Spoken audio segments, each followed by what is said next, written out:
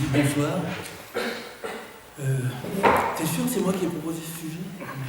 Ah, je pense que oui. Parce que si c'est le cas, c'était une provocation. Et le sujet est effectivement provoquant, difficile. Et donc je vous demande a priori votre indulgence. Ce qui tombe bien puisque les croisades, c'était vraiment fait pour avoir des indulgences. C'était fait pour ça. Donc on commence déjà dans la note. Alors, on parle beaucoup des croisades, et souvent, à propos des croisades, on ne parle pas de la langue. La langue, pour les historiens, pour les acteurs, pour les témoins, pardon. La langue, c'est transparent, c'est instrumental, c'est pas un sujet d'intérêt en soi. Donc c'est un angle un petit peu nouveau que nous prenons aujourd'hui. Pour préciser le sujet, les croisés par l'exil picard, on va s'intéresser aussi aux picards chez les prédicateurs des croisades. Et il faut peut-être justifier ce sujet encore un peu en soulignant qu'il y a beaucoup de liens entre les croisades et la région picarde. Pierre l'Ermite, dit aussi Pierre Damien a prêché la première croisade. Il y a énormément de croisés dans la région. Les grands féodaux de la région étaient au premier plan des croisades. Et en littérature picarde, franco-picarde, entre autres, il y a de nombreuses répercussions sous forme de chansons et de récits. Même Philippe Auguste a des liens particuliers avec la région, j'y reviendrai, en plus de Bouvines, bien sûr. Et enfin, nous avons au moins deux historiens impliqués, participant à la 4e croisade, à savoir Geoffroy de Villehardouin, qui était un champenois, certes, mais surtout Robert de Clary, qui était de Cléry-les-Pernois près de Péronne, qui a suivi Pierre Damien jusqu'à Constantinople. Il est revenu en 1205 et il a rapporté de nombreuses reliques, en particulier à l'abbaye de Corbie, sur lesquelles chacun de nous peut aller s'incliner avec respect encore aujourd'hui. Nous n'y manquons pas, j'en suis sûr. Donc, ça fait vraiment beaucoup de choses à aborder, si vous voulez. Là, je suis en train de chercher à changer de diapo. Là.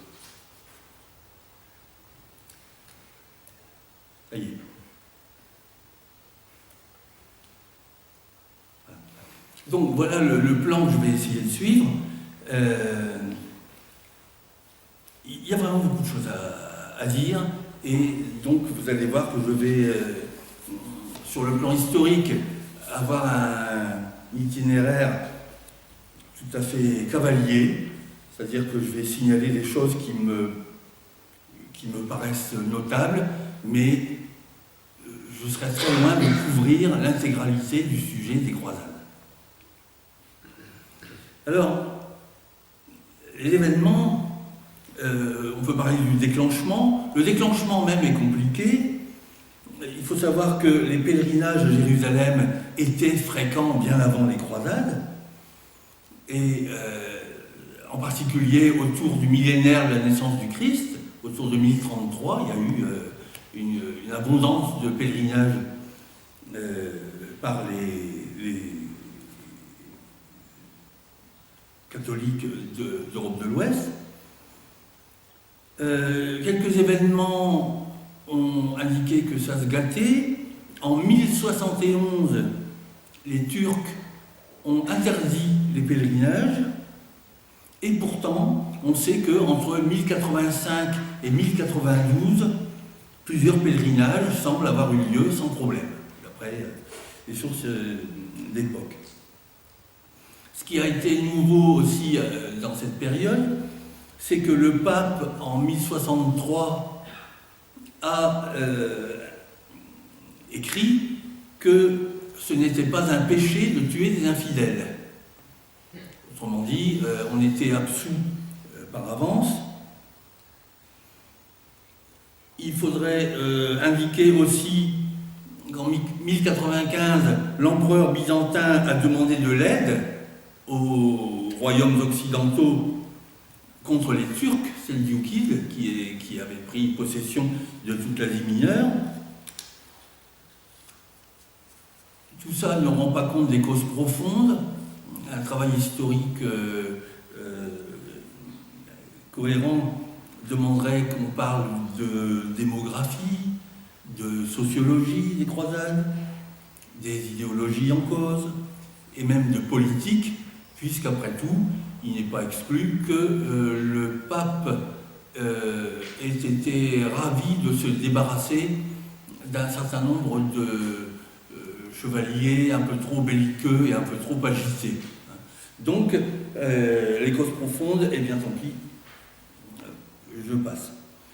Toujours est-il que, fin 1095, à Clermont, en Auvergne, le pape Urbain II appelle à se croiser pour aller aider les chrétiens d'Orient. Et c'est là que commence le phénomène quand même, c'est que l'appel rencontre un succès incroyable, invraisemblable, personne ne s'attendait à un tel succès, qui est un gros succès populaire, si vous voulez, alors que le pape, probablement, s'attendait à recruter quelques milliers de chevaliers, point c'est tout. Le mot croisade est très large. Quand on cherche, bon là ça doit sortir de Wikipédia, ce que je vous montre là, mais la liste des croisades est quand même impressionnante. On en distingue traditionnellement 8, 9, mais il y en a tout un paquet d'autres qui peuvent s'ajouter, et en particulier un certain nombre de croisades populaires qui ne figurent pas dans cette liste, qui sont peu ou pas encadrées par des chevaliers, par des combattants professionnels, et qui donnent des phénomènes de foule apparemment très difficiles à connaître déjà, et très étonnants à différents aspects. Pour situer pour aider la mémoire, si vous voulez, je pense qu'on peut retenir que la première se passe autour de 1100 et que la quatrième se passe autour de 1200 et que la neuvième est à la fin presque en 1300. Voilà à peu près l'ampleur de l'espace de temps qui est concerné. Pour évoquer un résultat très brut,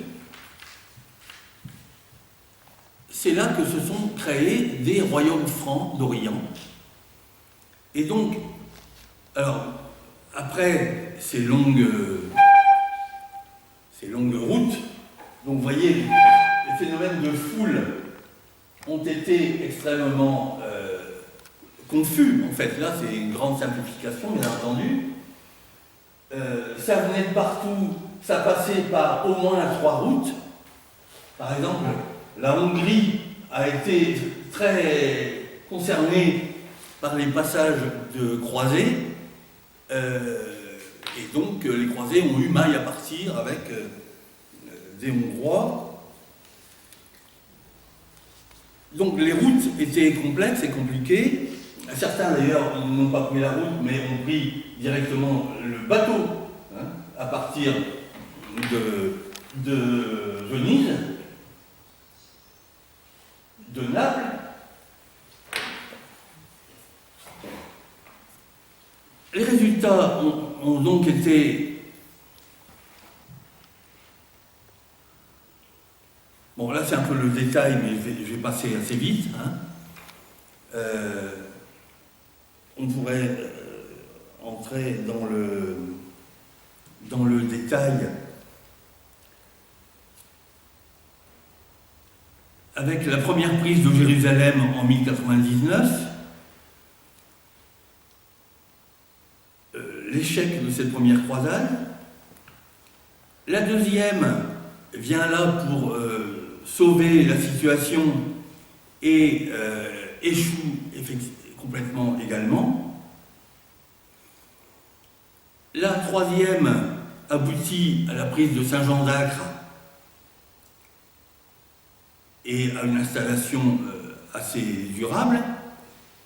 Et la quatrième manque tout à fait sa cible, puisque c'est bien connu, au lieu d'aller à Jérusalem, les croisés semblent s'être fixés pour but la prise de Constantinople, la prise et la mise à sac de Constantinople.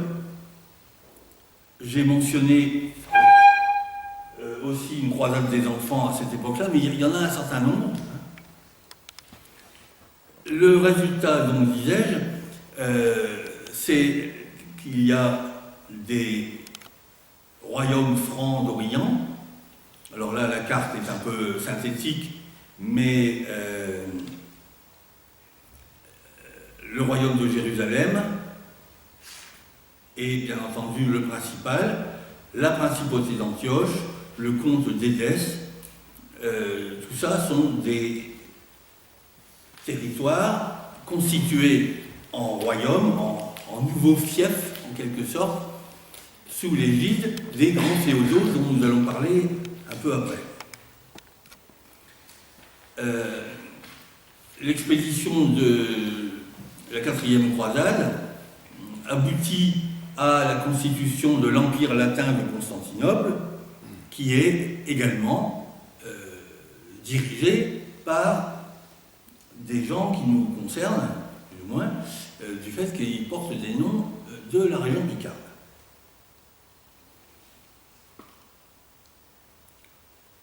Pour tirer un bilan général, tout ça a disparu, donc les croisés ne firent pas de conquête durable. Une fois que Saladin, qui était un Kurde, a rétabli la liberté de pèlerinage, tout le monde s'est désintéressé de cette région des lieux saints. Qui a beaucoup perdu Constantinople, et ça, les croisades ont certainement joué un rôle important dans l'affaiblissement de Constantinople face aux Turcs. Est-ce que, au moins, les croisades ont contribué à ce que les peuples se connaissent mieux? Certainement pas, bien au contraire. Il y a des cicatrices en tout genre. J'ai parlé des Hongrois tout à l'heure, il faudrait parler des Bulgares, des Grecs, des Arabes. Donc il y a les nombreux massacres qui ont émaillé cette période ont laissé des cicatrices durables. Vous avez dit que ce serait une vue vraiment très cavalière des croisades. Je dis, et je tiens ma promesse, c'est une période où ça mérite d'être noté. On va arriver maintenant à des éléments à nouveau historiques, mais que je crois éclairants et qui concernent la région picarde. Je ne vais pas parler de tout ce qui se passe dans la région. Je veux dire, le fait que dans la période précédente, Charlemagne ait été sacré à Soissons, par exemple, vous remarquerez, ça n'a joué aucun rôle dans l'identité qui s'est constituée dans les siècles suivants. Et donc, ce qui m'intéresse, ce sont des éléments qui contribuent à construire une entité régionale sans faire d'anachronisme pour autant. Alors, comme élément historique, je relèverai d'abord la présence dans cette région de très puissantes familles féodales. Godefroy de Bouillon, né probablement à Boulogne-sur-Mer, ou éventuellement en Belgique, descendant de Charlemagne, fils de Sainte-Ide de Boulogne, premier souverain du royaume de Jérusalem. Bon, au terme de la première croisade, j'ai dit premier souverain parce qu'il a refusé le titre de roi, avec de belles raisons. Baudouin Ier de Hainaut, mort en 1205, qui fut élu empereur en 1204, et son frère Henri, élu empereur en 1206. Donc, vous voyez, tout ça, ce sont des liens quand même extrêmement marqués avec cette région d'Europe dans laquelle nous vivons. Sous la suzeraineté du roi de France, ce qui n'était pas le cas du Hainaut, on peut citer un certain nombre de grandes maisons importantes dans le royaume et importantes dans les croisades. La maison de Vermandois, la maison de Coucy, la maison de Ham, les maisons de Mailly, de Rambure, de Soyécourt, etc.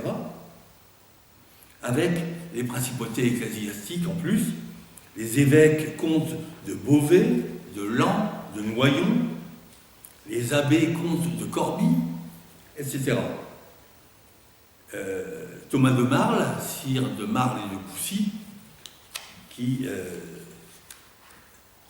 tenait tête à Louis VI le Gros au début du XIIe siècle. Pendant quand même 15 ans, Louis VI le Gros n'a pas pu le réduire. Un détail anecdotique d'ailleurs, à propos des armoiries. Voilà, ça c'est la fin des croisades. Il semble, j'ai trouvé ça en passant, j'ai trouvé ça amusant, il semble que l'usage des armoiries vient très exactement de cette période, puisqu'on a adopté des armes qui empêchaient de reconnaître les chevaliers, donc empêchaient de reconnaître, et les armoiries s'appelaient auparavant des connaissances. Voilà, fin de l'anecdote. Un autre fait historique particulièrement saillant à cette époque, au XIIe, XIIIe siècle, c'est la puissance, la prospérité et la puissance politique de la Flandre. Alors, Flandre et Hainaut, pendant 2 siècles, un peu plus de 2 siècles, c'est une même entité. Donc, Flandre et Hainaut sont une grande puissance. Pour vous donner un fait significatif, Baudouin V de Hainaut, qui meurt en 1067, donc avant la première croisade, est à l'époque tuteur du roi de France Philippe Ier et beau-père de Guillaume le Conquérant.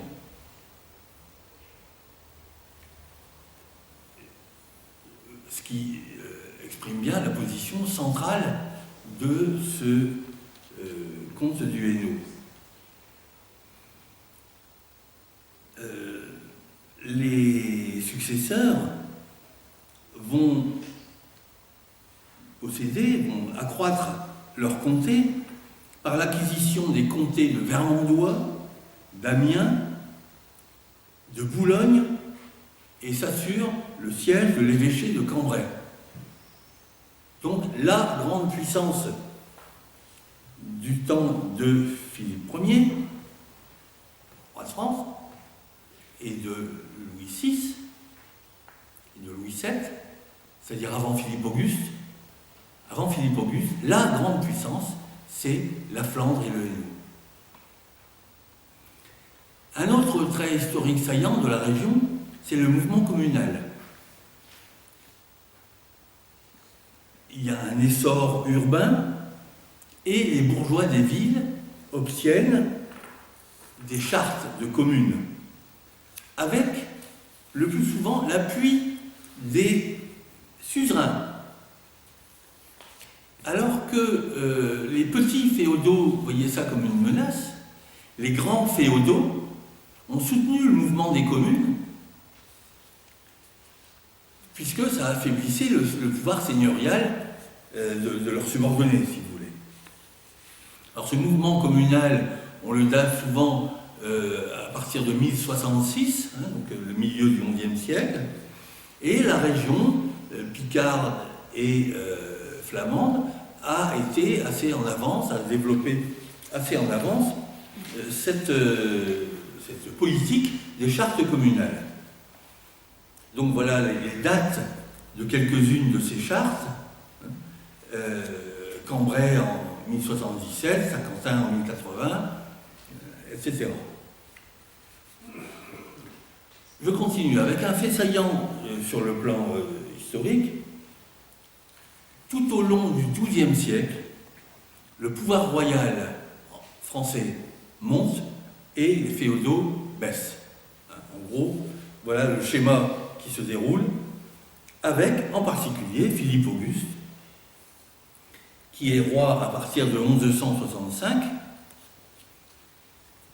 Philippe Auguste est le premier à se déclarer roi de France, et non pas roi des Francs. Rex Franciae, et non pas Rex Francorum. Et effectivement, il semble que cette époque soit celle de la naissance d'une nation, à certains égards. Vous savez, on dit ça à propos de plusieurs périodes. Ça nous concerne sur le plan local avec le traité de Boves en 1185, qui est aussi appelé la paix d'Amiens, et qui est le traité par lequel Philippe Auguste, ajoute au domaine royal les seigneuries d'Artois, du Valois, d'Amiens et une bonne partie du Vermandois. Et donc, il signe la paix avec les Flamands.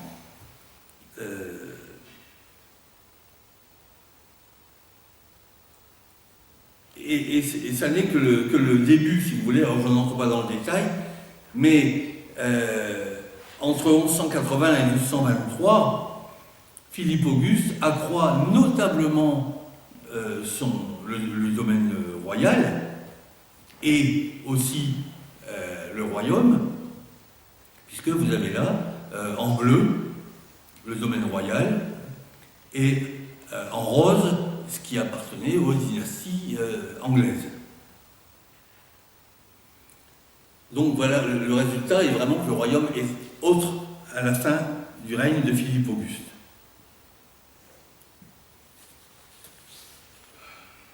Je dis un mot par acquis de conscience de la croisade contre les Albigeois, entre 1208 et 1229, qui fait que le comté de Toulouse, après quelques rebondissements, va être également annexé à la couronne et donc donner un royaume qui ressemble nettement plus à la France d'aujourd'hui, finalement, à la France ultérieure. Je vous parlais des liens de Philippe Auguste avec la région. Alors là, on pourra critiquer le côté anecdotique que je vais vous signaler, mais enfin, les femmes de Philippe Auguste sont quand même tout à fait représentatives de ça. Regardons simplement leur nom. Isabelle de Hainaut, comtesse d'Artois, fille de Baudouin de Hainaut, donc le lien avec la famille de Hainaut. Sa fille, Marie, est donnée en épouse au comte de Namur, puis au duc de Brabant. Son fils est comte de Clermont et de Boulogne.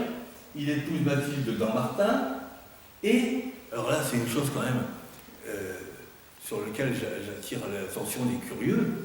Il y a une certaine dame d'Arras, voilà la seule mention que j'ai trouvée, qui lui donne un fils, dont il fait quand même l'évêque de Noyon, quoi. Et donc, la certaine dame d'Arras, moi je trouve ça quand même intriguant, au sens propre. J'en profite puisque c'est la même époque, à propos des années 1929. En 1929, ce qui se passe à l'Université de Paris, Philippe Auguste a fait beaucoup pour Paris. Hein. C'est lui qui en a fait la capitale, avec murailles, avec université, etc. Mais ce qui s'est passé à l'Université de Paris, c'est un sujet dont on parle assez souvent dans le domaine Picard, dans la région Picarde, c'est la fameuse nation picarde de l'Université de Paris. Donc je fais un petit détour pour préciser de quoi il s'agit. Je cite simplement l'historien Serge Lusignan, qui va venir ici au mois de décembre, chez Caboutan. Donc, la fameuse nation picarde n'est bien entendu pas une nation au sens moderne. C'est quelque chose comme une maison de la région à Paris, si vous voulez. Les étudiants étaient pris en charge, organisés, surveillés aussi par cette nation picarde. Je pense que ça ressemble un petit peu à ce qu'on a aujourd'hui ce qu'on avait il y a peu de temps, dans un endroit qui s'appelait la Cité internationale, avec par exemple une maison de l'Argentine. Les étudiants argentins arrivaient à la maison de l'Argentine et ils trouvaient là une base, si vous voulez, un encadrement administratif. On pourrait parler aussi d'une antenne de la région picarde au sein de l'Université de Paris. Ouais. J'essaye de trouver des noms, des formes d'aujourd'hui pour désigner ça, mais en tout cas, certainement pas une nation au sens moderne. Hein. Et donc, ça mérite d'être souligné parce que on en parle souvent, ça fait trop plaisir. Ça fait trop plaisir aux gens qui voudraient que la Picardie soit bien plus que ce qu'elle est aujourd'hui. Et donc, non, hélas, il n'y avait pas de nation picarde au sens moderne au XIIIe siècle. Il est à noter d'ailleurs, vous remarquez la liste des diocèses qui sont concernés. Pas de problème pour Amiens, Tournai, Arras, etc. Mais il y a un problème pour Liège et le diocèse d'Utrecht quand même. C'est que ça concerne donc des populations de zones non picardophones. Et certes, le picard était la langue d'administration jusqu'à Utrecht, pendant longtemps, mais les étudiants n'étaient pas pour autant des picardophones. Et le sobriquet de Picard a probablement été attribué à l'ensemble de ces étudiants-là, avec cette signification que c'était des gens qui parlaient mal, c'était des ploucs. C'était probablement un sobriquet très négatif. 1229 à l'Université de Paris. Bien, alors parlons un peu des croisés. Il faudrait entrer dans le détail, là encore, d'un point de vue purement quantitatif. C'est un phénomène de masse absolument considérable. Je vous cite cavalièrement quelques chiffres. Première croisade, 15 ou 20 000 personnes croisées arrivent à Cologne. Là-dessus, les Allemands s'ajoutent. On évoque 40 000 personnes en marche vers Jérusalem. Croisade populaire, avec des signes divins qui sont apparus aux uns et aux autres. Phénomène aussi mal contrôlé et pas très poli. Massacres en tout genre le long de la route. Les Hongrois, les Bulgares, les Turcs, les Byzantins. Les Juifs ont payé très cher le passage des croisades. Puisqu'après tout, pourquoi aller massacrer des musulmans alors qu'on a des Juifs sous la main, hein. Les massacres sont d'une ampleur, évidemment, hein, vous voyez, je commence à faire une idée à propos de sources qui sont inexactes, qui sont un peu mythologisées par les témoins de l'époque, et sur lesquelles les historiens d'aujourd'hui ont bien du mal à fixer des chiffres. Mais après une expédition à Nicée à partir de Constantinople, les historiens racontent que sur 25 000 hommes, seuls 3 000 sont revenus. Alors, on est à une échelle de massacre. Les historiens aujourd'hui d'ailleurs discutent un petit peu sur la question de l'anthropophagie. Est-ce que vraiment, comme on l'a raconté, les croisés ont mangé leurs ennemis, pour donner un exemple effrayant, etc. Tout est possible, si vous voulez, entre la mythologie la plus complète et les effets de massacre réels. Bon. Donc, il n'y a pas de raison de croire qu'il y a eu une anthropophagie massive, mais c'est pour vous dire jusqu'à quels excès vont les comptes rendus et les débats au sujet de ces massacres. Deuxième croisade, Bernard de Clairvaux aurait, à Vézelay en Bourgogne, prêché devant 100 000 personnes, bien entendu, qui n'en seraient pas dans l'abbatiale. L'armée réunie serait de 200 000 personnes.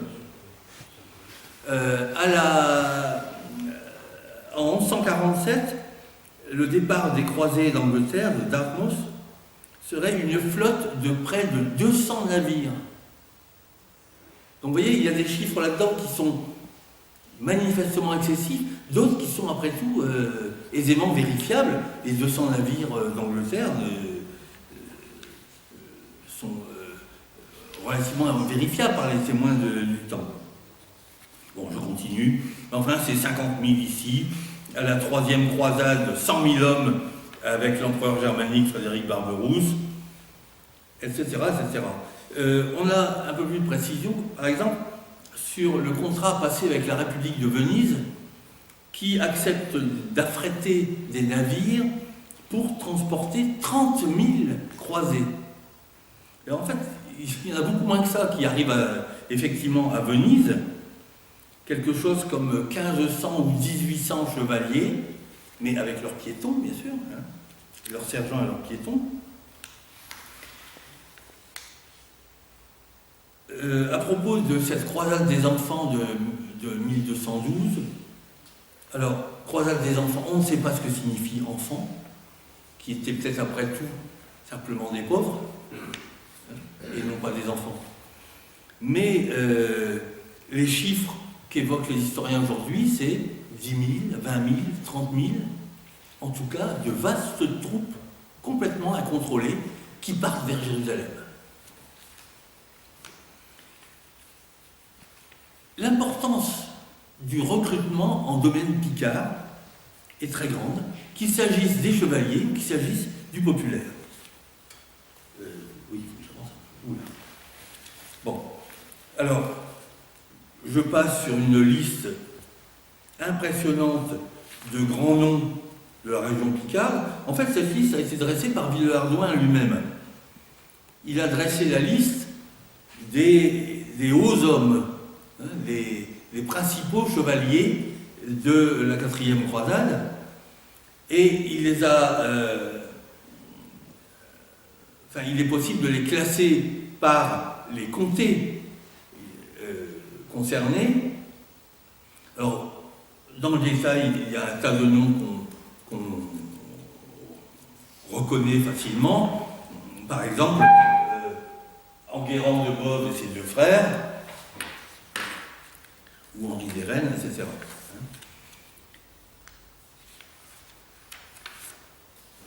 Voilà, donc beaucoup de noms qui sont familiers au Picard à cause du lieu. Voilà pour les croisés, le lien des croisés chevaliers avec la région picarde. Les prédicateurs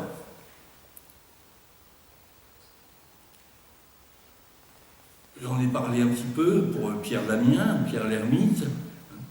Pour la 4e croisade, le plus célèbre prédicateur populaire, c'est Foulque de Neuilly. Et le peuple, je ne sais plus, c'est un chanoine qui raconte ça, le peuple chanoine d'Auxerre. Le peuple en foule immense, se pressait pour venir entendre la parole de Dieu. Enfin, c'est quand même un chanoine. Donc, je vous lis la fin de la phrase. À la vérité, cette ferveur à l'écouter ne dura pas longtemps, mais bien vite, au fil du temps, elle se menuisa. Bon. Donc, le chanoine témoigne à la fois du succès et de la brièveté du succès. Toujours est-il que ce sont donc des dizaines de milliers de personnes qui se mettent en route, d'innombrables gens du peuple. Alors, il y a quelques rumeurs de détournement de fonds, je veux dire des rumeurs à l'époque. Moi, jamais je me permettrais de répercuter ça si ce n'était pas dit à l'époque. Mais enfin, Foulques a une réputation de saint homme, et quand il disparaît, finalement, si on mélange les deux caractéristiques, quand il disparaît en plein cours de la 4e croisade, soit il va au paradis, soit il va dans un paradis fiscal. Voyez, on peut essayer de joindre les deux traditions. Alors j'arrive enfin à un sujet qui concerne un linguiste. Dans quelle langue prêchent ces prédicateurs? Quelle est la langue de la prédication? Un petit rappel, d'abord dans l'Église primitive, l'évêque avait le monopole de la prédication. Et c'est seulement au XIe siècle, là encore, en 1032, que la consigne est donnée de répandre la prédication par des prêtres. Auparavant, le prêtre était seulement un délégué de l'évêque, et ensuite le prêtre est chargé de prêcher lui-même, et en langue vulgaire. Le principe était adopté depuis 813, le concile de Tours, mais c'est seulement au XIe siècle que c'est une consigne générale qui est donnée par le concile de Limoges. En quelle langue est-ce qu'on prêche? Évidemment, ce n'est pas en latin. Ça, c'est clair et c'est sûr. Qui comprend le latin à l'époque? Seulement les clercs, seulement le clergé. Et encore, il y avait dans les monastères ce qu'on appelait des frères laïcs, et ces frères laïcs ignoraient souvent le latin. Donc, les sermons en latin existent, mais ils sont limités à un public instruit et latinisé. En gros, l'université et le haut clergé. Est-ce que la noblesse était latinisée? C'était très inégal. On sait par exemple que la comtesse Blanche de Champagne ne connaissait pas le latin. Il fallait lui parler en langue vulgaire. Je vais dire langue vulgaire pour ne pas m'engager là sur ce que c'est que cette langue. Et c'est d'abord parce que c'est le terme propre. On pourrait dire langue d'Oïl, on pourrait dire roman, mais je vais dire langue vulgaire. Vulgaire, ça veut dire de la foule. Donc la langue de la foule. Donc les sermons sont faits en langue vulgaire, massivement, et en latin, exceptionnellement, pour une partie réservée du public. Avons-nous des documents directs sur cette prédication? Oui. Énormément de prêches, de sermons, sont gardés en mémoire, parce que c'est tout un art, toute la rhétorique ancienne et médiévale se trouve dans ces sermons, toute la rhétorique et la théologie, si vous voulez, donc il y avait vraiment matière à garder ça, et on a gardé tout en latin. Autrement dit, les sermons prêchés en français étaient gardés sous forme écrite en latin. Pratique qui s'est conservée jusqu'au XVIIe siècle. On a gardé des sermons en latin alors qu'ils étaient prononcés en français. Ça en dit long sur quand même le mépris de la langue vulgaire et du public qui ne connaissait que celle-là. Et nous avons là-dessus deux exceptions. Avant de passer aux exceptions. Dans le latin en question est tout à fait intéressant à regarder, parce qu'il contient beaucoup de français. Il y a des bribes de français. Alors pourquoi faire du latin macaronique finalement? Vous savez, du mauvais latin, imitation grossièrement latinisée de la langue vulgaire. Bon. Eh bien, c'est qu'en 1210, donc au début du XIIIe, les autorités ecclésiastiques de Paris avaient ordonné de brûler tous les livres de théologie écrits en langue vulgaire. La langue vulgaire était interdite dans la théologie par les autorités ecclésiastiques. Je vous rappelle que ça s'est continué jusqu'au XVIe siècle avec toute la science. Il y a des gens qui ont été condamnés en Sorbonne parce qu'ils avaient osé écrire de la médecine en langue vulgaire.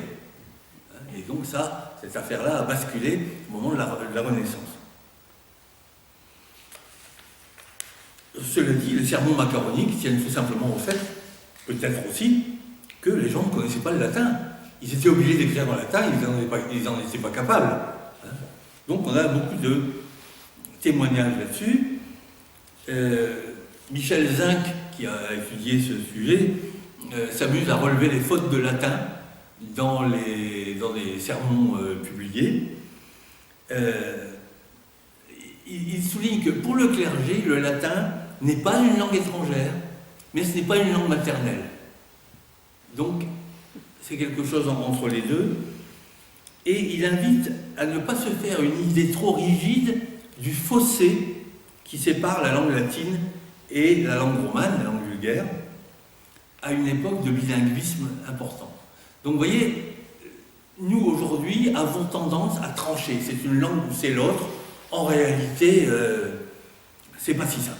Hein.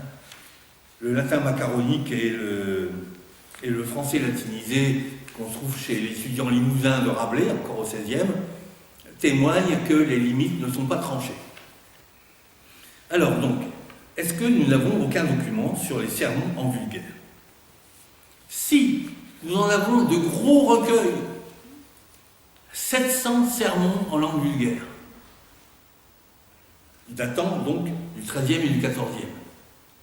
Comment ça se fait?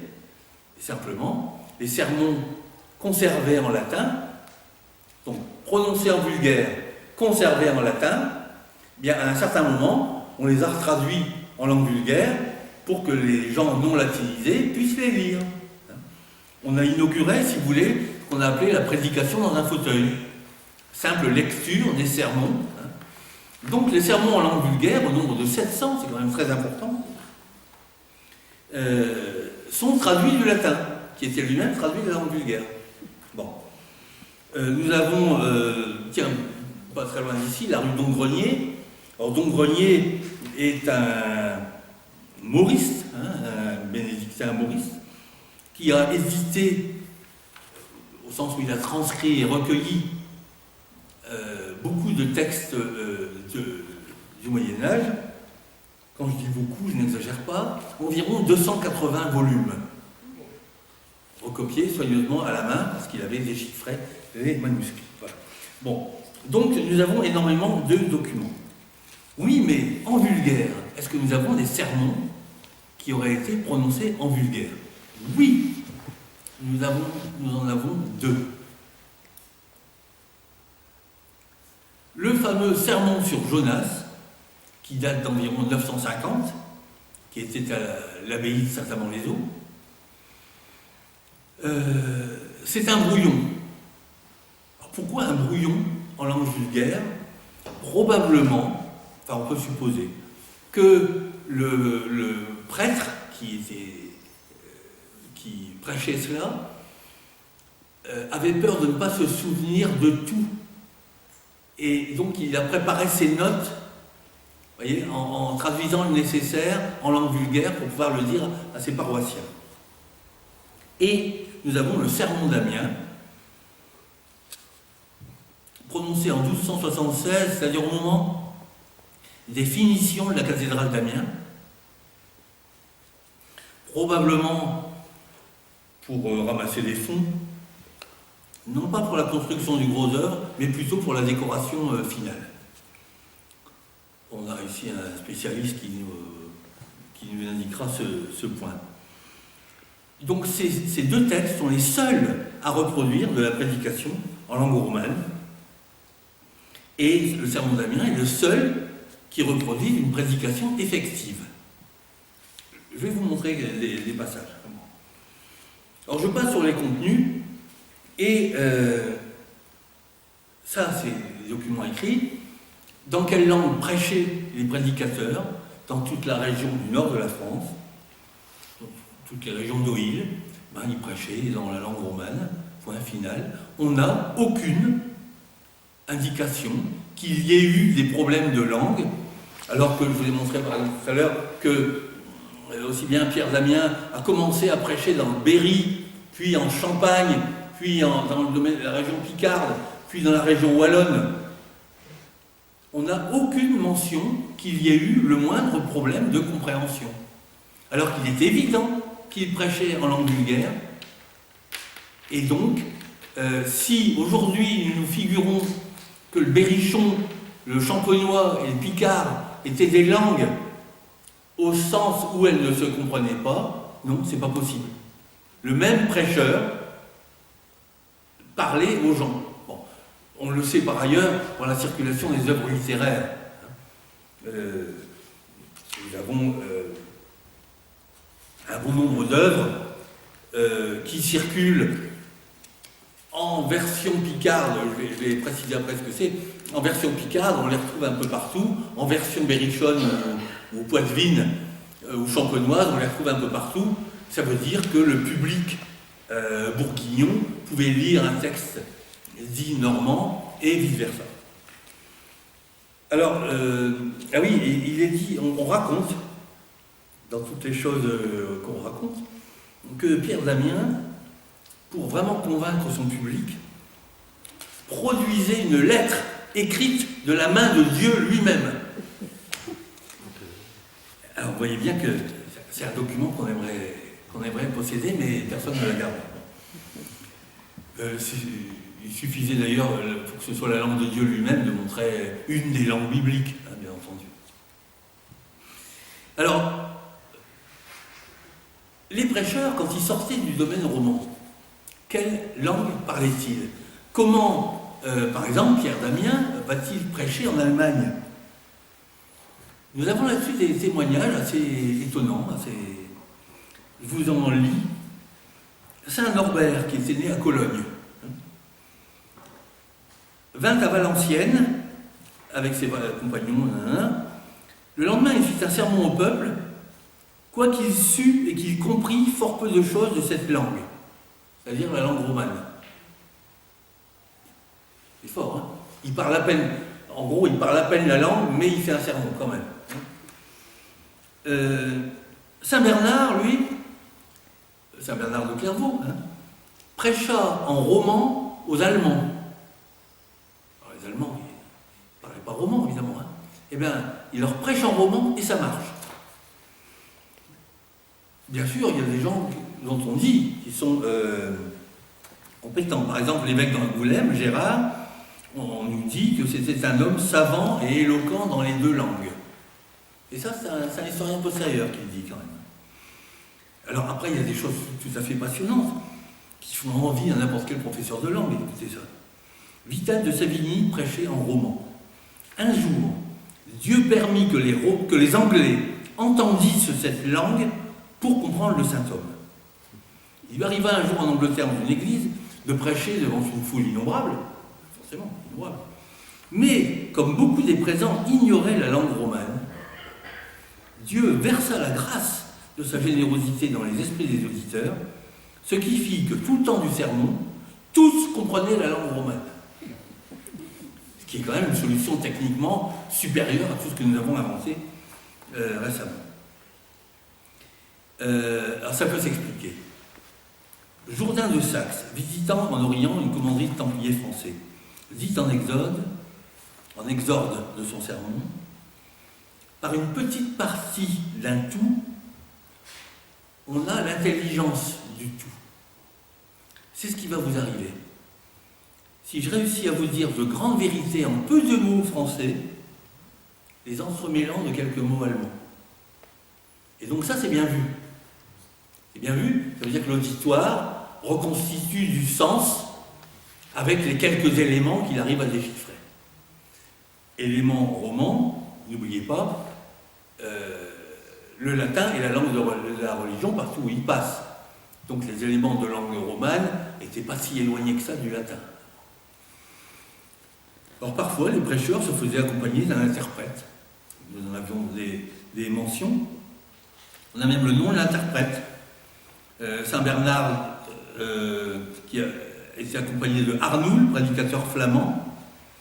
Alors, en Allemagne, Arnoul, qui ne possédait ni la langue romane ni la langue tudesque, c'est-à-dire l'allemand, se faisait suivre d'un interprète nommé Lambert, etc.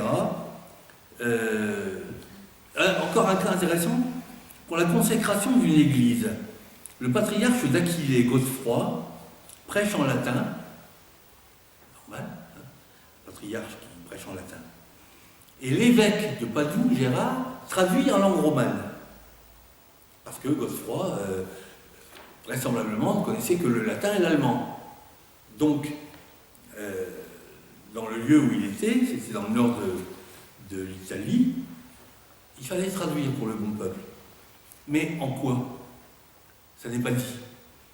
Probablement en frioulant, puisque au XIIe siècle, il n'y a pas d'italien passe-partout.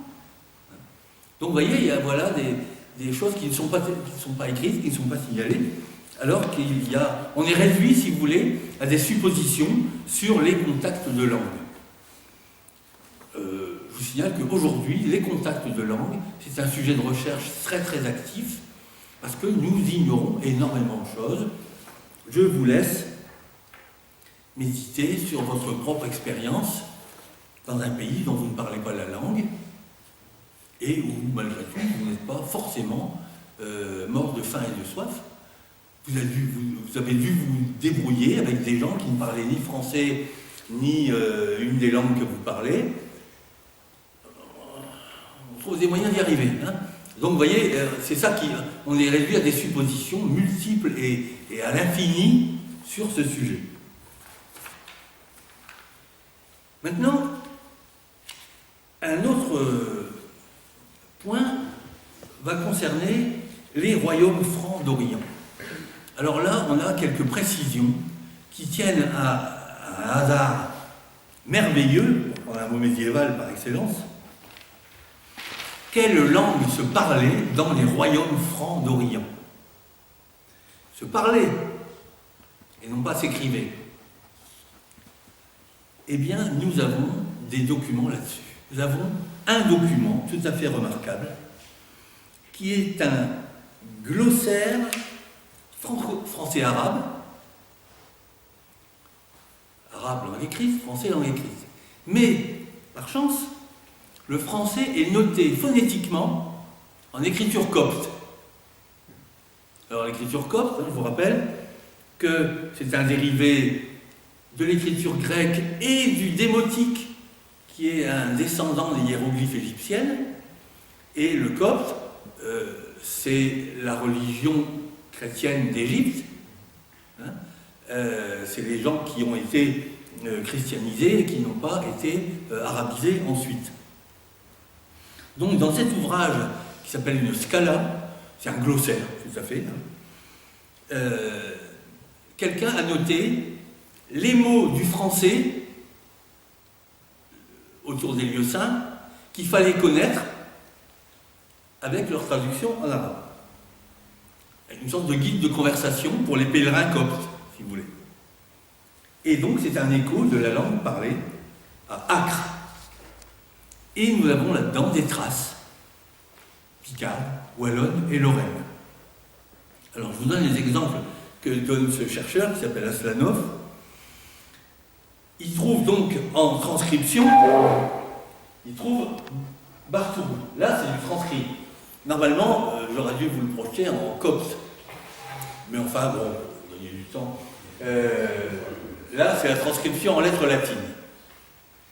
Donc, on trouve Bartourou. Et ça veut dire verdure. Voilà le sens en français moderne, verdure. Mais en fait, la transcription, c'est vardure. Elle est varte, c'est de la vardure. C'est assez typique d'un certain nombre de faits phonétiques qu'on trouve dans la région Picarde et la région Lorraine. Même chose pour un clark. On trouve ça en copte, ça traduit un clair et ça transcrit clark. On disait clark, on disait un clark. Bon, vous voyez donc le même phénomène, à savoir l'ouverture de la voyelle devant la consonne R. Chose extrêmement banale, encore aujourd'hui, autour de chez nous. Signour, pour traduire le mot seigneur, et ça transcrit signeur ou signour. Et donc, on a là quelque chose qu'on repère dans le travail de DS. Je vais vous parler de DS après. Le DS, c'est un chercheur néerlandais qui a mis dans un ordinateur tous les faits de langue de 3000 chartes communales du XIIIe siècle. Et les chartes, l'intérêt, c'est qu'elles sont très localisées. On sait exactement de quelle commune elles sortent. Il a cartographié ça, je vous montrerai tout à l'heure. Et donc ça, c'est repéré grâce comme un fait dialectal, grâce à DS. Rachin, pour transcrire Rajin ou Ravine, le raisin. Machoun, pour traduire un majon. Donc vous voyez, là encore, la forme française c'est maison, la forme dialectale c'est mason, et c'est ça qu'on trouve dans Machoun. Saint-Pire, ça transcrit Saint-Pire, ça veut dire Saint-Pierre. Bon, là encore, c'est des choses qu'on va trouver dans les formes dialectales. Mécardi, pour mercredi, ça transcrit donc Mécardi, c'est ça la forme usitée dans le royaume franc de Jérusalem. Bon. Quelques faits aussi qui ne sont pas purement phonétiques, qui sont par exemple le fait que la déclinaison nominale, qui au XIIIe siècle, la déclinaison nominale, vous savez qu'à sujet qu'à régime, elle est quasiment en voie d'extinction dans la plupart des textes du XIIIe siècle, sauf dans la région Picarde où elle se maintient assez vivante, et là, dans ce royaume franc, on la trouve également assez vivante. Donc, vous voyez, ça nous rend compte d'une langue infralittéraire, de la langue parlée. Et il y a aussi des emprunts à l'arabe. Alors, en ce qui concerne les emprunts à l'arabe, ce qui est tout à fait intéressant aussi, c'est que ça n'est pas l'arabe littéraire ou coranique ou classique. Ça n'est pas l'arabe littéraire. Par exemple, on sait que dans l'arabe dialectal de cette région, la distinction entre le sin et le sad, est-ce qu'il y a des arabisants pour qui ça dit quelque chose? Moi j'ai quelques problèmes dentaires là pour articuler les sifflantes, je ne peux pas vous la faire là. Mais enfin il y a un sad et un sin. Le sad, il est emphatique. Eh bien, dans le parler arabe qui est autour de Jérusalem, cette distinction n'existe pas. Et on trouve des preuves dans le lexique dont je vous parle que cette distinction n'existe pas. Voilà, donc des influences de l'arabe, là encore, vivant et parlé. Alors, dans l'histoire des croisades, on a aussi beaucoup d'interventions des Italiens, Vénitiens, Génois, Amalfites, etc. Et on a aussi des traces des parlers italiens. Alors là, un arabophone dira « Mahwa yakra malé ». Il ne lit pas bien. Qu'est-ce qu'on trouve dans le glossaire en question, dans la scala en question? On trouve « Einilich papin »,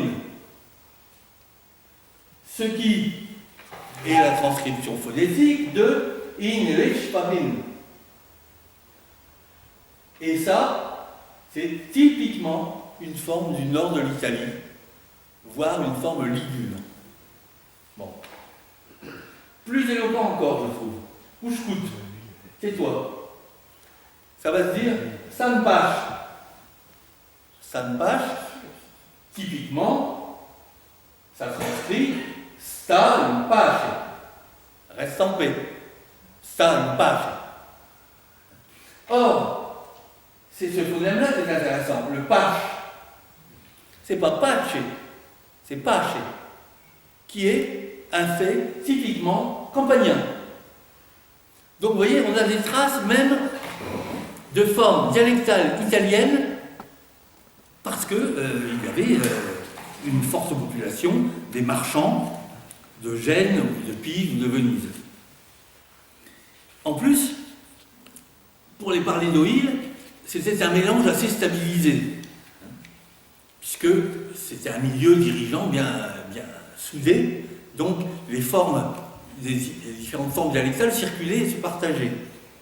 Par contre, pour les parlers italiens, il semble que ça ne circulait pas. Les marchands de Gênes, les marchands de Pise, les marchands de Venise n'habitaient pas ensemble, si vous voulez. Bon. Par contre, l'influence de l'arabe populaire, ça témoigne de contacts permanents. Voilà. Ah, alors, je n'ai pas encore commencé à répondre à la question, mais ça ne va pas tarder. Est-ce que les croisés parlaient picard? Qu'est-ce que le picard au IIe siècle? Je vais finir par ce point. Plus exactement, quel est le degré d'individuation du picard par rapport aux autres langues d'oïl? Aujourd'hui, nous disons les langues d'oïl, et le picard, le poitevin, le normand et le bourguignon, c'est vraiment clairement séparé. Tout au moins au niveau des gens qui écrivent ces langues, au niveau qui parlent en public ces langues, au niveau des familles sur les régions de frontières, je ne sais pas si c'est pareil que ça, évidemment. Hein. Mais enfin, nous pensons à des langues. Bon. Je vous ai montré tout à l'heure que, j'ai affirmé, vous pouvez me croire, que les gens qui prêchaient à travers toutes ces régions, ils étaient reconnus avec leur accent. Nous avons pas mal de témoignages comme quoi les gens de Picardie étaient très très très reconnaissables. Nous avons beaucoup de témoignages là-dessus. Bacon par exemple ou saint Thomas d'Aquin qui racontent que un Parisien et un Picard qui se rencontrent, ils rient l'un de l'autre. Ils rient l'un de l'autre, hein. Je veux dire, c'est symétrique. C'est pas le Picard qui rit, c'est pas le Parisien qui rit du Picard. À cette époque-là, hein, dans les années 1200 et quelques, c'est l'étrangeté mutuelle, si vous voulez. Bon. Alors, je vous ai mis là quelques caractéristiques. Hein. On peut dresser ça, si vous voulez, c'est la trousse à outils des médiévistes, linguistes et littéraires, pour reconnaître ce qu'on appelle un texte picard. Donc vous prenez un texte quelconque, vous regardez ça, si vous trouvez ces caractéristiques, voilà, c'est un texte picard. Si vous êtes plus exigeant encore, ah, là il y a un imprévu, voilà. Vous allez voir les travaux de DS. DS, voilà ce qu'il a fait. Il a par exemple, avec les chartes dont je vous parlais tout à l'heure, ici, la forme qu'il observe, c'est la forme tout, T-O-U-T,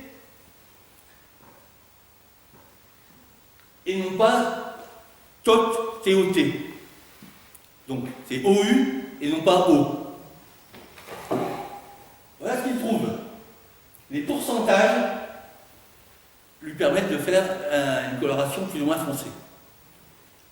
Si quelqu'un pense que le domaine picard n'existe pas à cette époque-là, hein, il est quand même caractérisé. Bon. Ça, c'est pour la forme tout. Donc, vous voyez, la forme tout, au XIIe siècle, elle est typiquement picarde ou bien principalement picarde. Bon. Mais ce n'est pas forcément toujours la même voyelle, parce qu'ici, nous avons le mot jour. Et le mot jour ne réagit pas exactement de la même façon. Autrement dit, la langue, c'est pas du catégorique. Les gens disent tout à 100% et ils disent jour à 85%. Des fois, ils disent genre ou genre.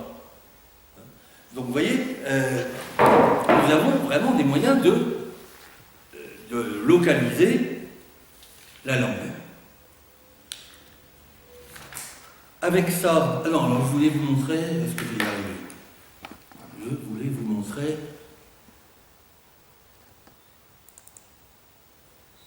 Bon, si, je vais y arriver. Voilà, je voulais vous montrer le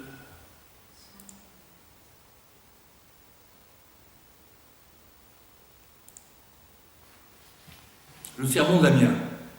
Je vous dis, c'est un document tout à fait extraordinaire sur la langue parlée de ce sermon.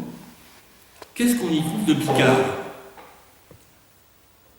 Le besogne, le douce merge. Voilà. Celui-ci, on peut encore hésiter, mais nous avons là l'article le devant un nom féminin. En fait, cet article, qu'on appelle épicène, il est à la fois masculin et féminin, et on trouve ça dès les premiers documents localisés en Picardie. C'est typique. Remarquez que c'est extrêmement vivant aujourd'hui. La preuve, c'est que les gens ne le savent même pas. T'as vu le voiture? Le voiture. Il est évident que c'est pas là qui est visé. C'est le. Comme on dit, t'as vu le mur? T'as vu le voiture? C'est le même article le qui est visé. Voilà quelque chose que vous entendez si vous vivez dans la région plusieurs fois par jour. C'est quelque chose d'extrêmement vivant. On continue. Belle vous blanc, envoyez de vous, comme il a repéré à Sainte-Église en l'honneur, la glorieuse Mère Dieu Sainte Marie d'Amiens. Ah mince! Ah mince alors! Voilà la forme qui n'est pas la forme picarde. Voilà. Eh bien, vous avez un bel exemple d'un texte picard du XIIIe siècle avec de la variation. Il n'y a pas, ou quasiment pas, de caractéristiques qui s'appliquent à 100%. La langue, elle est variante. Jacqueline Picoche, dont je vous recommande vivement l'introduction qu'elle a faite dans La forêt invisible sur la langue médiévale, tout ce qu'elle a écrit là, c'est vraiment de l'or. C'est vraiment merveilleusement bien pesé et senti. Alors, elle dit, les textes dialectaux contiennent jamais plus que 25% de faits dialectaux. Vous voyez, on en a là, évesqué au lieu d'évêché, Vinrouet et Genre. Ah ben non, Genre, justement, c'est une forme qui n'est pas de la région. Vinrouet, ouais, ça oui, c'est typiquement picard. Bon, je passe sur le phénomène de la consonne épensétique. Là. En français, quand on y viendrait, le D a été ajouté simplement pour la prononciation. Il ne vient pas du latin, si vous voulez. Tandis que le picard n'a pas éprouvé le besoin d'ajouter ça pour la prononciation. Voilà, donc, Jacqueline Picoche nous dit jamais plus de 20-25%, mais jamais moins que 5%. Le texte le moins dialectal possible, il contient encore 5% de forme dialectale. Donc voilà ce que c'est la langue que nous donne la littérature du XIIIe siècle. C'est extrêmement typique quand on trouve un mot comme carogne, comme une cause pour une chose. Quand on trouve mangier, là où le français central dit manger. Bon, donc il n'y a pas de doute. Ou encore, jamais ne nous fallera, absence d'épenthèse, au lieu de faldra ou faudra. Bon, donc vous voyez, les textes sont très caractérisés, très nettement caractérisés pour la plupart. Certains d'ailleurs pas trop, hein, bon. Mais ça ne dépasse jamais 20% de formes typiques, hein, de formes dialectales. Alors, question. Ah tiens, je vais vous donner un petit coup de Conan de Béthune quand même. Puisqu'il est là, Conan. Voilà. Alors, qui a écrit de jolis poèmes amoureux. Hein. Plus c'est belle qu'image, Chelle que je vous dis. Vous voyez, il était bien d'ici celui-là. Hein. Mettant ta vie le courage. Ah tiens, courage. C'est bête ça dans la région, normalement, mais où? Bon. Anouyou, c'est Fanny, qu'elle fait tout aussi, ah ça c'est bien la région, comme le Louvre, article le devant un nom féminin, ça va, c'est typique, qui, et Ali aussi, forme, donc là on est dans la morphologie, typiquement Picard, tout va bien. Bon. Remarquez le nombre de mots concernés sur cette petite strophe, il est très faible. Hein, c'est 4. 4 formes sur l'ensemble des mots de cette strophe sont des formes picardes. Voilà le picard, voilà le fameux dialecte picard du XIIIe siècle, donc très reconnaissable, très prestigieux. On a des gens d'autres régions qui ont recopié leurs œuvres dans ces formes-là, parce que ça faisait bien en 13e. C'était la... je ne sais pas si on pourrait imaginer qu'à d'autres époques, on ait glissé du parisianisme parce que ça faisait bien. C'est probable. Aujourd'hui, ce serait des anglicismes peut-être pour faire bien. Bon. Donc, ici, vous avez un auteur qui est de la région, et la langue qui est de la région. Mais dans certains cas, c'est pas ça. Bon, je me suis encore trompé. Attendez, vous me revenez. Ce que je voulais montrer, c'était... Ah non.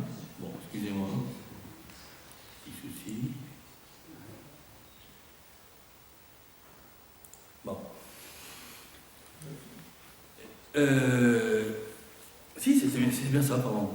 Alors, ce que je voulais vous montrer, c'est que, vous voyez, pour Conan de Béthune, l'auteur est de la région, la langue est picarde. Et le sujet est de partout.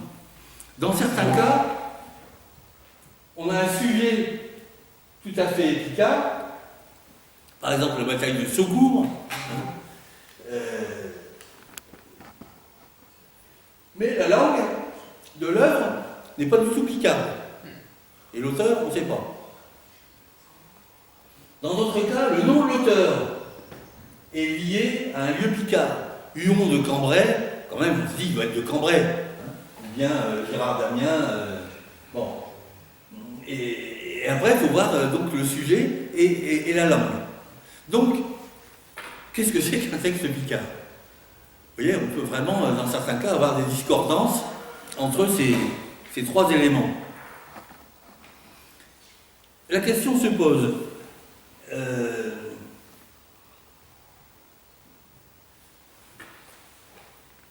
Oui, la date est souvent très difficile à fixer et en plus, on n'a jamais le manuscrit d'origine. Bon, il y a peut-être une exception ou deux, mais on a des gens qui recopient et qui recopient. Par exemple, vous avez une œuvre dont vous trouvez 8 manuscrits, il y en a 2 qui viennent de Bourgogne, 2 de Gascogne, un de Picardie et l'autre de Lorraine. Si la langue est elle-même mélangée, vous ne pouvez pas dire si c'est un texte picard ou pas. Donc vous voyez, la littérature dialectale est un sujet tout à fait complexe. Et admettons que ça ne le soit pas, et on se dit, est-ce que cette littérature est un reflet exact de la langue qu'on parle ou non. Et franchement, le débat n'est pas clos. Aujourd'hui, ce qu'on peut dire, c'est que la façon dont nous parlons est très variante, et bien plus variante que la façon dont nous écrivons, puisque nous avons un standard écrit. Bon, sur le plan de la parole, nous avons notre liberté quand même. Et donc, chacun glisse un certain nombre de choses. Bon. Mais au Moyen-Âge, l'écrit est tout aussi variant. C'est-à-dire qu'il n'y a pas d'orthographe, il n'y a pas de langue standard, il n'y a pas une version qu'on apprendrait quand on apprend à écrire. Donc, un même mot peut avoir 5, 6, 8 graphies différentes. Ceux d'entre vous qui connaissent le dictionnaire Picard de Jean-Marie Braillon, il a collecté toutes sortes de formes attestées, et donc il trouve en Picard plein de graphies. Hein, c'est parfois impressionnant. Hein, bon. Eh bien, quand vous regardez la langue médiévale, vous avez quelque chose du même genre, une langue non standardisée, hein, et donc toutes sortes de graphies, chacun écrit comme il peut. Et puis, ça évolue petit à petit, il y a des traditions qui se fixent, et on va arriver à la première Renaissance et à la deuxième Renaissance, avec des formes de langue qui se fixent. Les orthographes de chancellerie jouent un rôle là-dessus, puisque dans les bureaux, on apprend à respecter la façon de travailler des collègues. Donc, l'écrit médiéval est variant aussi. Certainement que l'oral est encore plus variant, malgré tout. Et on ne peut pas répondre simplement à la question, est-ce que les écrits dont nous disposons transcrivent la langue orale? Voilà, hein, donc c'est un constat, je dirais, de modestie. On trouve dans les écrits toute une collection de faits dialectaux. On n'a aucune raison de penser qu'ils étaient appliqués à 100%. On trouve, non, là, avec l'article le, là, dans le texte que je vous ai montré, le, là, ah bah oui, ça a changé. Vous avez, dans les gens qui parlent picard aujourd'hui, des exemples de cet ordre-là.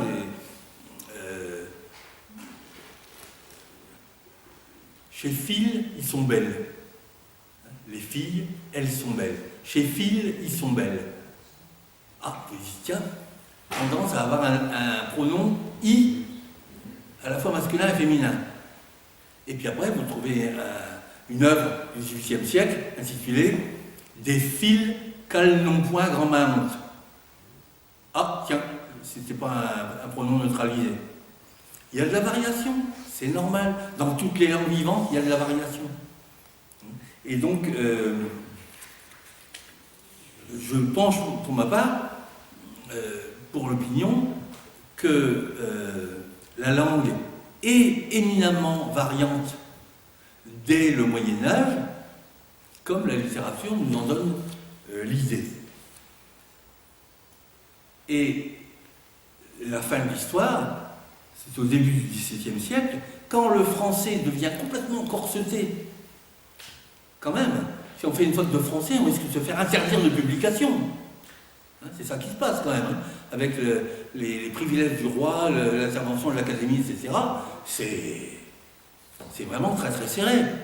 Eh bien, à ce moment-là, il n'est plus question, dans la mesure où ça pouvait encore exister un petit peu, il n'est plus question de glisser un mot picard, même si ça exprime, quoi. Et c'est à ce moment-là que le picard renaît. Mais alors là, il va renaître comme langue, puisque au début du XVIIe siècle, quand on est rebelle, on écrit en picard.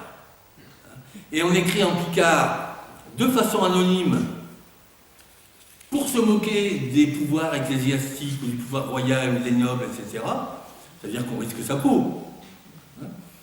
Et on écrit en picard, mais alors là, c'est du picard 100%. C'est du picard qu'on va relire soigneusement, c'est du picard résolument différent. Donc ça ne va plus être un mot sur 5 ou un mot sur 10, ça va être le plus possible. 9 mots sur 10, si c'est possible, parce que ça va marquer l'opposition. Puis comme en plus c'est interdit, qu'est-ce qu'on fait quand c'est interdit? On rigole. Donc on met les rieurs de son côté quand on écrit en picard, et c'est comme ça que naît la littérature picarde au XVIIe siècle. Voilà. Donc, en ce qui concerne les croisés, je vous avais un peu prévenu, vous n'en saurez pas plus. Je